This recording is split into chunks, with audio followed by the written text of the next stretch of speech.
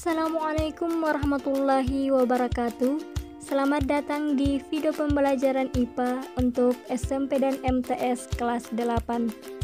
Bagaimana kabarnya semua? Semoga kalian dalam keadaan sehat dan tetap semangat dalam mengikuti pembelajaran jarak jauh atau belajar dari rumah. Langsung saja, materi pada pertemuan kali ini adalah konsep gerak, yaitu gerak lurus dan gaya. Sekarang kita masuk pada materi yang pertama, yaitu konsep gerak lurus. Nah, sekarang apa sih sebenarnya itu gerak? Bagaimana sih sebuah benda dikatakan bergerak atau diam?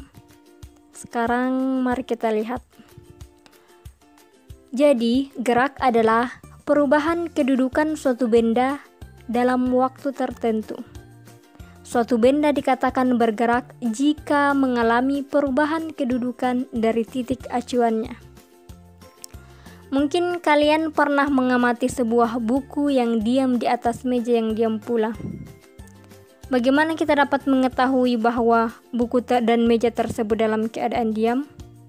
Nah, kita kembali lagi bahwa sebuah benda dikatakan bergerak jika mengalami perubahan kedudukan dari titik acuannya. Jadi, buku dan meja dikatakan diam karena tidak mengalami perubahan kedudukan atau perubahan posisi pada lingkungan sekitarnya. Berbeda halnya ketika kita berpergian dengan menggunakan bis. Jika kita membandingkan posisi kita terhadap lingkungan sekitar di luar bis, misalnya pohon, lapangan, rumah, pasar, dan lain-lain, maka kita akan merasakan bahwa posisi kita berubah terhadap lingkungan sekitar tersebut. Yang tadinya misalnya kita berangkat dari terminal, kemudian kita tiba di pasar. Artinya kita bergerak karena ada perubahan posisi dari terminal ke pasar. Namun jika kita membandingkan posisi kita terhadap lingkungan sekitar di dalam bis, misalnya penumpang lain, kursi, dinding, atap bis, dan lain-lain, maka kita akan merasakan bahwa posisi kita terhadap lingkungan tersebut tidak berubah atau kita dalam keadaan diam. Meskipun kita berangkat dari terminal ke pasar, tetapi posisi kita terhadap benda-benda yang ada di dalam bis tetap sama, tidak mengalami perubahan posisi. Itulah makanya kita dikatakan bahwa kita diam terhadap lingkungan yang ada di dalam bis. Kecuali jika kita berpindah tempat, misalnya kita duduk di depan kemudian kita berpindah tempat ke belakang, berarti dapat dikatakan bahwa kita bergerak karena ada perubahan posisi terhadap benda-benda yang ada di dalam bis tersebut.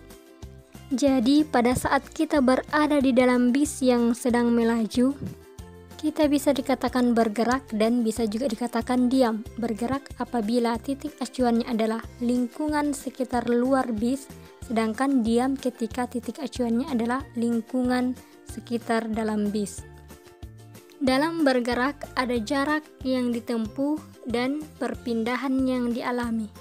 Nah, sekarang apa sih perbedaan antara jarak dan perpindahan? Jadi, jarak adalah panjang lintasan yang ditempuh oleh benda yang bergerak, sedangkan perpindahan adalah jarak dan arah dari kedudukan awal ke kedudukan akhir. Jadi, jarak ini merupakan besaran skalar, yaitu besaran yang hanya mempunyai nilai, sedangkan perpindahan ini adalah besaran vektor, yaitu besaran yang mempunyai nilai dan arah. Nah, sekarang coba perhatikan ilustrasi berikut ini. Ada sebuah mobil yang bergerak dari titik A ke titik B. Kemudian di titik B bergerak lagi ke titik C. Di titik C, mobil tersebut berbalik arah. Artinya dia kembali berhenti di titik B. Nah, sekarang dari ilustrasi ini, yang mana jarak dan yang mana perpindahan? Nah, kita lihat lagi Jarak itu adalah panjang lintasan yang ditempuh oleh benda yang bergerak.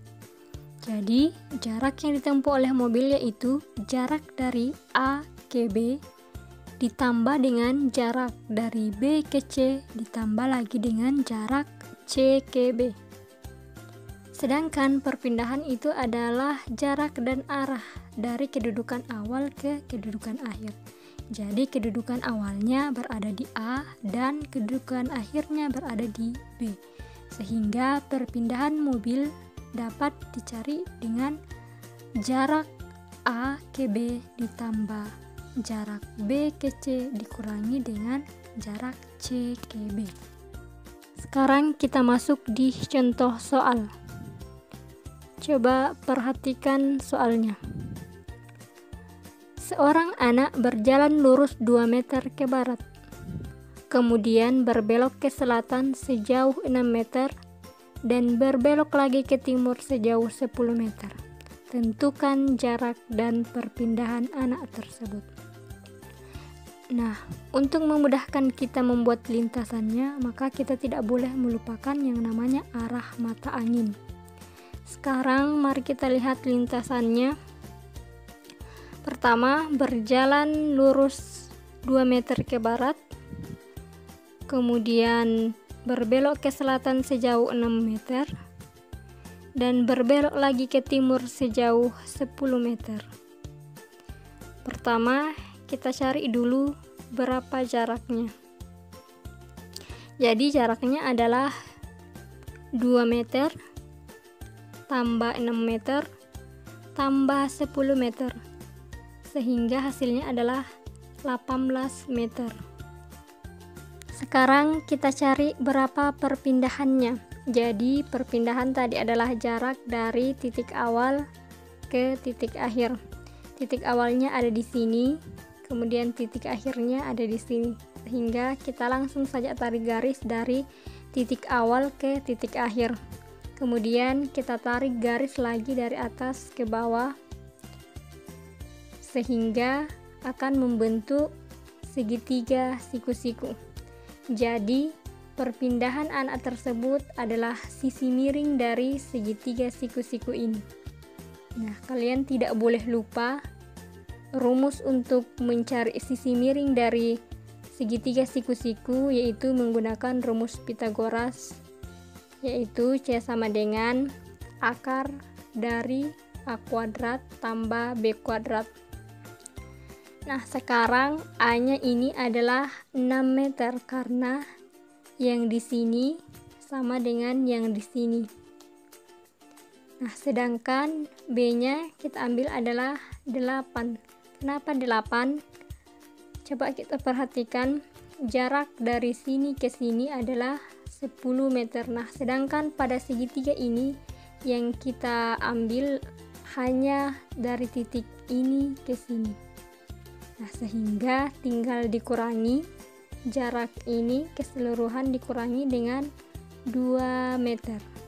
Sehingga hasilnya adalah 8 meter.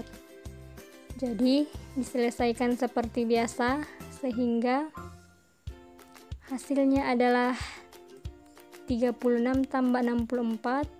Hasilnya adalah akar dari 100 dan akar dari 100 adalah 10 meter. Jadi, perpindahan anak tersebut adalah 10 meter. Arahnya kemana? Ke arah tenggara.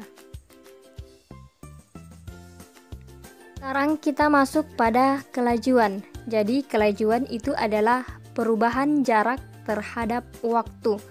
Kelajuan ini merupakan besaran skalar. Itulah mengapa jarak yang digunakan, karena sama-sama besaran skalar. Nah, kelajuan dapat dicari dengan membagi jarak yang ditempuh dengan waktu yang dibutuhkan, atau secara matematis dapat dituliskan dalam bentuk V sama dengan S per T. Dengan V ini adalah kelajuan, satuannya meter per second, kemudian S ini adalah jarak, satuannya meter, dan T ini adalah waktu, satuannya adalah second. Jadi dalam fisika ada yang namanya simbol dan ada yang namanya satuan. Simbol di sini seperti V, S, T. sedangkan satuannya adalah meter per sekon, dan ini tidak bisa terpisahkan satu sama lain. Nah, sekarang kelajuan rata-rata dapat kita peroleh dengan membagi total jarak yang ditempuh dengan total waktu yang dibutuhkan, atau secara matematis dapat ditulis dalam V sama dengan sigma S per sigma T. Jadi ini maksudnya adalah sigma atau bacaannya adalah sigma, yaitu jumlah atau total.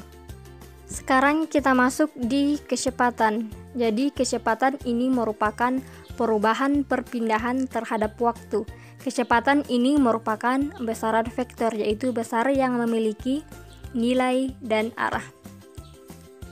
Kecepatan dapat diperoleh dengan membagi perpindahan dengan waktu tempuh, atau secara matematis dapat dituliskan dalam V sama dengan S per T. Antara simbol kecepatan dengan kelajuan itu sama-sama V, tetapi yang membedakan adalah simbol pada kecepatan ada tanda panah ke samping kanan di atas. Ini menunjukkan bahwa kecepatan ini merupakan besaran vektor, yaitu mempunyai nilai dan arah. Sama halnya dengan jarak dan perpindahan. Jarak dan perpindahan simbolnya sama-sama S, tetapi pada simbol perpindahan ada tanda panah ke kanan. Ini menunjukkan bahwa perpindahan juga merupakan besaran vektor.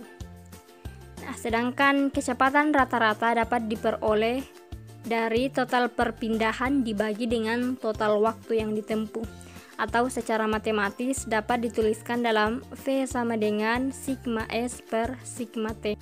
Kita lihat lagi contoh soalnya. Coba diperhatikan contoh soalnya. Seorang anak berlari dari A ke arah timur sejauh 5 meter. Kemudian berbalik arah berarti kembali ke barat sejauh 5 meter. Nah, jika anak tersebut memerlukan waktu 5 second untuk sampai di titik C, berapa kelajuan dan kecepatan anak tersebut? Mari kita selesaikan bersama. Pertama, anak tersebut berlari ke timur, berarti dia dari arah barat berlari ke timur sejauh 15 meter. Nah, kemudian dia berbalik arah. Ingat, dia berbalik bukan berbelok. Jadi, lintasannya masih tetap di dalam sini. Dia tidak berbelok ke sini, tetapi berbalik ke sini. Berbalik sejauh 5 meter. Sedangkan waktu yang dibutuhkan dari A ke C adalah 5 second. Jadi, kita tuliskan dulu diketahui jarak. Jadi jaraknya adalah 15 meter, kemudian ditambah dengan 5 meter sama dengan 20 meter. Nah, sedangkan perpindahannya adalah dari jarak dari titik A ke titik C. Jaraknya adalah 15 meter dikurangi dengan 5 meter sehingga kita dapatkan 10 meter. Yang ditanyakan adalah kelajuan dan kecepatan. Kita cari dulu kelajuannya. Rumus dari kelajuan adalah S per T. S ini adalah jarak. Jaraknya adalah 20 meter, kemudian waktunya adalah 5 second. Jadi hasilnya adalah 4 meter per second. Nah, sementara kecepatannya dapat kita dapatkan dengan rumus V sama dengan S per T. S ini adalah perpindahan. S ini punya tanda panah di atas, berarti yang digunakan adalah perpindahan dibagi dengan waktu. Perpindahannya tadi berapa? Perpindahannya yaitu 10, sedangkan waktunya sama-sama yaitu 5 second. Jadi dapat kita tuliskan 10 meter dibagi dengan 5 second. Hasilnya adalah 2 meter per second. Jadi kelajuannya adalah 4 meter per second dan kecepatannya adalah 2 meter per second. Jadi kalian dapat mengetahui perbedaan dari kecepatan dengan kelajuan. Kelajuan itu menggunakan jarak, sedangkan kecepatan itu menggunakan perpindahan. Nah, ada lagi yang namanya perlajuan dan percepatan. Perlajuan dapat kita peroleh dari kelajuan dibagi dengan waktu, atau secara matematis dituliskan dalam A sama dengan V per T. Sedangkan percepatan ini kita peroleh dari kecepatan dibagi waktu. Bentuk matematisnya hampir sama dengan perlajuan, cuma yang membedakan adalah arah panahnya, yang menunjukkan bahwa yang satu besaran skalar dan yang satunya lagi adalah besaran vektor. Nah, perlajuan rata-rata diperoleh dari A sama dengan delta V per delta T. Jadi ini yang segitiga, simbol segitiga ini adalah bacanya delta V. Ini adalah selisih kelajuan dalam satuan meter per second, atau kelajuan akhir dikurangi dengan kelajuan awal. Begitu juga dengan delta T, yaitu selisih waktu akhir dikurangi dengan waktu awal. Satuannya adalah meter per second kuadrat. Nah, sedangkan percepatan rumusnya sama, yaitu delta V per delta T. Jadi delta V di sini adalah selisih kecepatan dalam satuan meter per second, atau kecepatan akhir dikurangi dengan kecepatan awal. Satuannya sama, yaitu meter per second. Masih ada materi berikutnya, yaitu gerak lurus beraturan dan gerak lurus berubah beraturan serta gaya. Tapi video kali ini kita cukupkan sampai di sini. Untuk 3 materi tersebut nanti kita bahas pada video berikutnya. Terima kasih, semoga bermanfaat. Wassalamualaikum warahmatullahi wabarakatuh.